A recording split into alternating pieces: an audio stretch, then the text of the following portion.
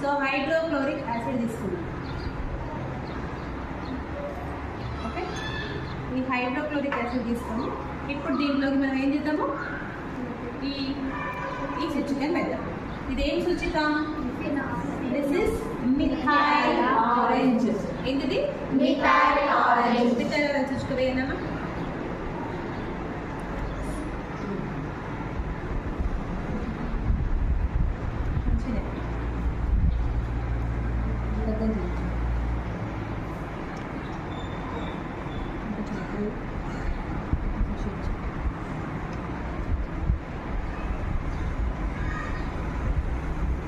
Acids ని methyl orange సూచిక ఏ కలర్ లోకి మారుస్తుంది?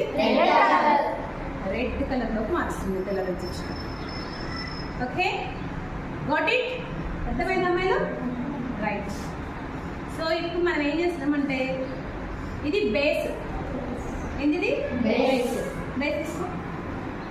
దీనికి మళ్ళీ ఇదే మిథైల్ ఆరెంజ్ సూచిక కలపాలి. ఏ కలర్లో మారుతుంది చెప్పండి? ఎల్లో.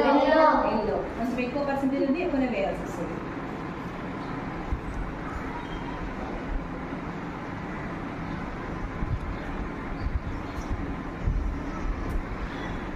ఓకే, షేక్ చేయండి.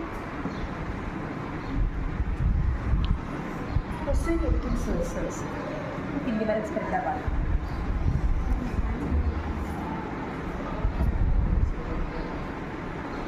పెన్ను